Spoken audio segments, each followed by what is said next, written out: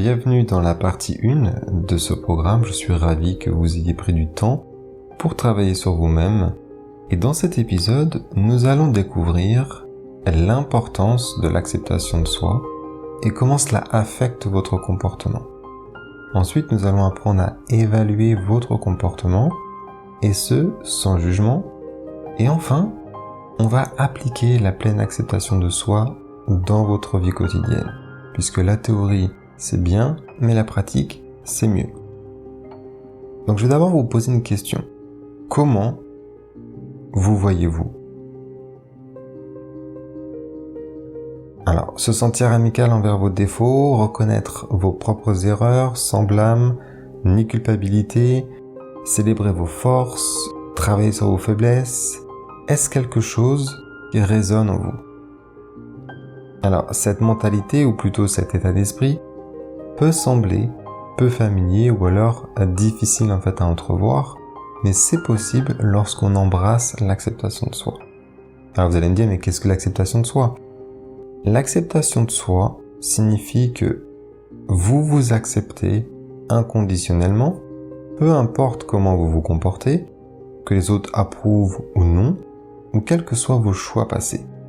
Et vous pouvez toujours faire des erreurs. L'acceptation de soi ne signifie pas que vous ne faites jamais d'erreurs ou que vous ne pouvez pas travailler sur vos défauts. Ça signifie simplement que commettre une erreur n'est pas une réflexion de votre valeur interne. Et vous pouvez travailler sur vos défauts sans vous blâmer pour avoir des faiblesses. Et lorsque vous êtes en pleine acceptation de soi, vous croyez que vous méritez l'estime et l'amour. C'est pas beau ça ? L'acceptation de soi, on ne s'en rend pas compte, mais c'est étroitement associé au bien-être. Et d'ailleurs, c'est peut-être pas étonnant, mais les personnes qui pratiquent l'acceptation de soi ont tendance à être plus heureuses et en meilleure santé. Et la recherche démontre qu'une acceptation de soi élevée améliore votre santé mentale, tandis que les personnes ayant une faible acceptation de soi sont plus susceptibles de souffrir d'anxiété et de dépression. Et dans cet épisode, justement, vous allez évaluer vos comportements sans être critique envers vous-même et vous allez pratiquer des stratégies pour l'acceptation de soi. Alors préparez-vous à vous connaître davantage. On va d'abord commencer par évaluer votre comportement sans vous juger. Donc nous commettons tous des erreurs en faisant des choses dont nous ne sommes pas fiers de temps en temps, et c'est normal. Mais se battre contre nous-mêmes pour ces erreurs, ça ne doit pas être normal. Alors prenez maintenant le temps d'explorer la différence entre évaluer votre comportement et vous évaluer vous-même. Si vous pouvez séparer les deux, vous aurez un outil précieux pour construire et maintenir votre acceptation de soi. Alors prenez votre carnet de notes et entrons justement dans le vif du sujet. Réfléchissez à une erreur passée dont vous avez honte ou que vous auriez aimé gérer différemment. Et prenez justement des notes sur cette expérience.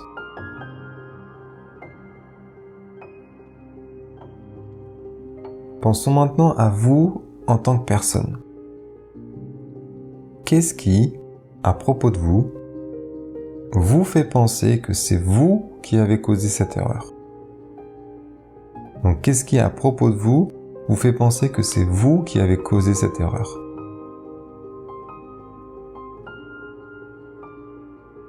Et enfin, presque tout le temps, les erreurs sont liées au comportement, à votre moi fondamental. Donc, qu'est-ce qui se passait d'autre lorsque vous avez commis cette erreur ? Quel facteur ou alors quel schéma répétitif vous a conduit à des erreurs comme celle-ci ?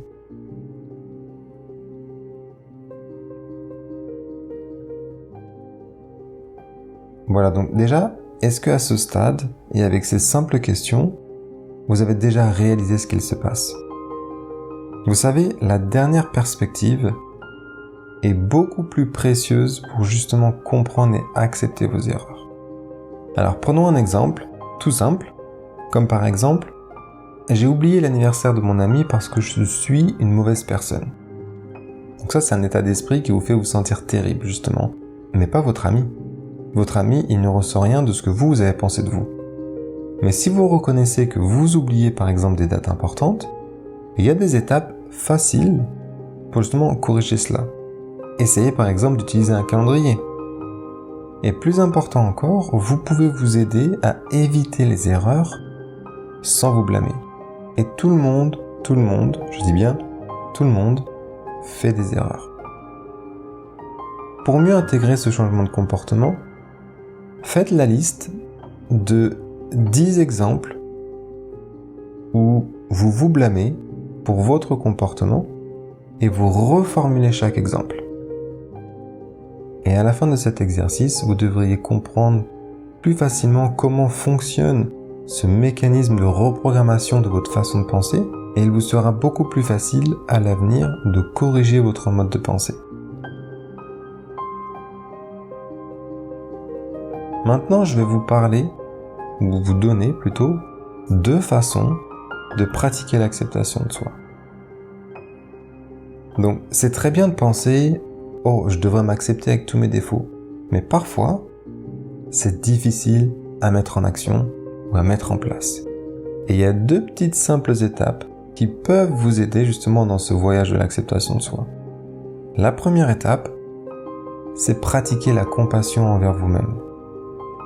Vous arrivez à être très gentil avec vos amis et avec votre famille, mais exercez-vous cette même gentillesse et cette même compréhension envers vous-même. Si vous faites ce programme aujourd'hui, je ne pense pas que vous soyez dans cette situation-là. Alors pratiquer la compassion envers soi signifie plutôt que de vous blâmer pour vos erreurs, vous les acceptez comme des opportunités d'apprentissage. Prenez un instant justement pour réfléchir à la façon dont vous parleriez à votre ami. Vous ne pensez pas que cet ami est parfait, mais vous l'aimez quand même et vous voulez le meilleur pour cette personne. Alors, essayez d'avoir le même état d'esprit pour vous-même. Par exemple, si vous vous surprenez à penser « Je ne vais jamais à la salle de sport, je suis paresseux et stupide ». Vous pouvez reformuler cette pensée comme « En fait, je suis vraiment occupé ». Et ce qui rend plus difficile justement de trouver du temps pour la salle de sport, j'essaie de faire de mon mieux. Peut-être pourrais-je intégrer plus d'exercices et de mouvements dans ma journée, que ce soit de manière plus gérable, comme par exemple faire du vélo pour aller travailler. Ensuite, la deuxième façon pour pratiquer l'acceptation de soi, c'est de développer une routine de pleine conscience. Il faut savoir qu'une grande partie de notre autocritique est liée au passé. On exprime des regrets pour nos erreurs, ou alors est lié au futur. On se crée de la peur ou de l'anxiété pour ce qui pourrait arriver. Et c'est pourquoi justement, apprendre à rester dans le moment présent est un excellent moyen d'augmenter votre acceptation de soi. En acceptant et en aimant qui vous êtes en tant que personne et à ce moment précis. Et une méthode que vous pouvez appliquer est justement la pleine conscience. On l'appelle aussi la méditation. En fait, ça améliore votre acceptation de soi en vous aidant à ralentir vos pensées en spirale et à vous détacher des commentaires négatifs sur vous-même. Donc vous pouvez essayer de pratiquer une méditation quotidienne ou de pleine conscience, comme vous voulez l'appeler.